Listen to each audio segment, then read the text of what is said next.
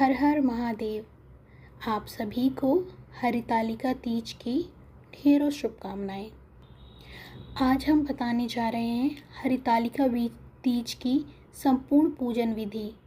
पूजन की विधि क्या होनी चाहिए, इसके नियम क्या क्या हैं, हरितालिका तीज में क्या क्या यूज़ करना चाहिए और क्या नहीं यूज़ करना चाहिए, पूजन सामग्री क्या होनी चाहिए, मूर्ति कैसे बनानी चाहिए और फुलहरा कैसे बनाना चाहिए, मंडप भगवान गौरा पार्वती और शंकर जी का, और गौरा पार्वती जी की चौकी कैसे तैयार करनी चाहिए, पूजन सामग्री में क्या क्या होना चाहिए, ये सारी चीज़ों को आज हम हमारी वीडियो के द्वारा बताएंगे।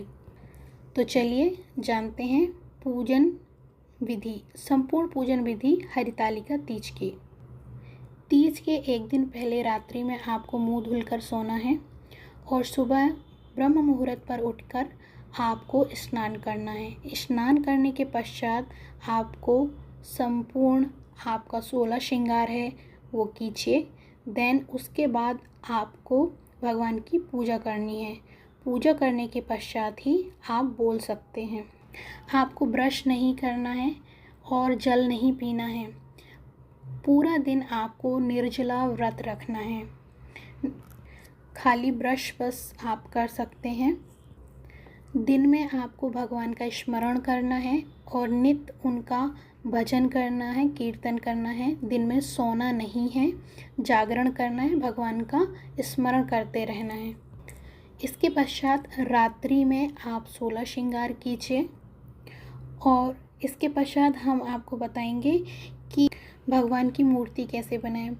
आपके घर में अगर पॉट में जो भी आपकी साफ शुद्ध मिट्टी है आप उसको उपयोग में ले सकते हैं और गौरा पार्वती की मूर्ति बना सकते हैं। अगर आप नहीं बना पाते हैं तो बाज़ार में भी आपको गौरा पार्वती और गणेश जी की मूर्ति मिल जाएगी।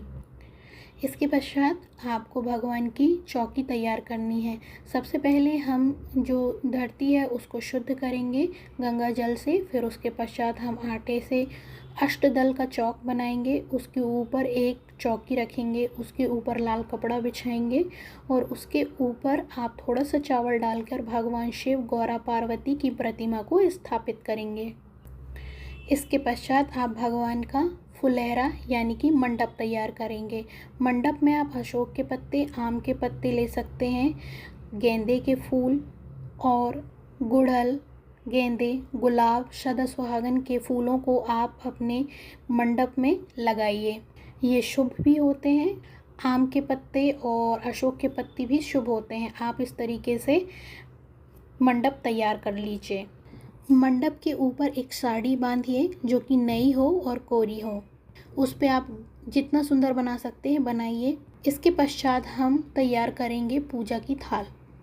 पूजा की थाल में हमें क्या क्या शामिल करना चाहिए, पूजा की सामग्री क्या क्या होनी चाहिए, तो आइए बताते हैं।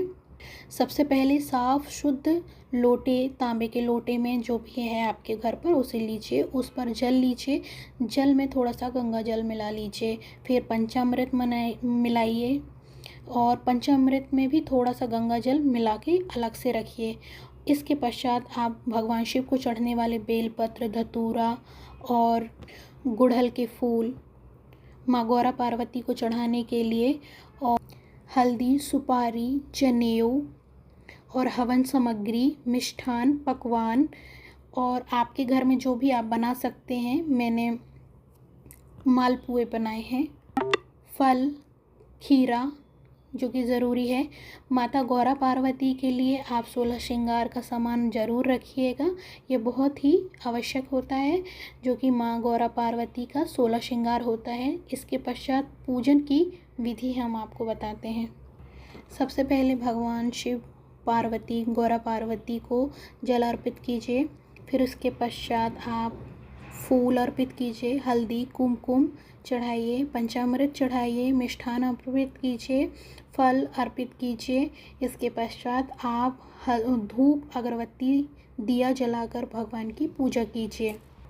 आपको एक कलश भी बनाना है। कलश के लिए आपको नीचे एक कटोरी पर चावल रखिए, चावल के ऊपर एक कलश रखिए। कलश के अंदर सुपारी, एक सिक्का, हल्दी, चावल डालिए, उसके ऊपर एक नारियल रखिए, नारियल को कपड़े से लपेटिए, उसके ऊपर एक रक्षा सूत्र से लाल कपड़े को बांध दीजिए। तो इस तरीके से हम अपने कलश को तैयार करेंगे। कलश पर भी जल छिड़किए, उन पर पुष्प चढ़ाइए, हल्दी, चंदन और कुमकुम अर्पित कीजिए। भगवान शिव, गौरा पार्वती को फूल अर्पित कीजिए और गणेश जी को भी दूर्वा अर्पित कीजिए। पूजन की संपूर्ण सामग्री चढ़ाने के पश्चात आप भगवान गौरा पार्वती की हरितालिका तीज की कथा सुनिए। कथा सुनने के पश्चात आप हवन कीजिए। हवन करने के पश्चात आप भगवान शिव की आरती कीजिए।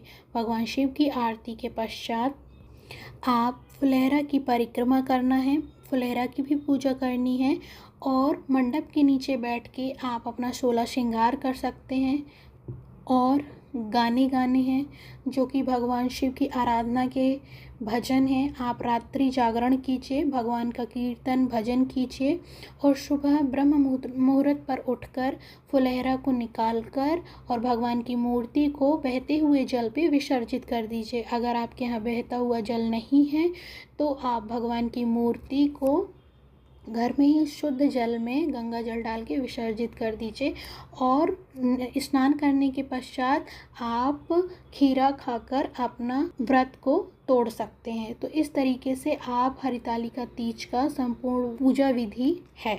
तो इस तरीके से आप हरितालिका तीज का संपूर्ण व्रत कर सकते हैं। पारण में भी आप सुबह खीरा खाकर अपना व्रत समाप्त कर सकते हैं। बोलिए हर हर महादेव। हरितालिका तीज की व्रत कथा और हरितालिका तीज में मूर्ति को हम कैसे बनाते हैं शंकर पार्वती और गणेश जी की, उसका लिंक मैंने डिस्क्रिप्शन पर ऐड कर दिया है, आप जाकर चेक कर सकते हैं।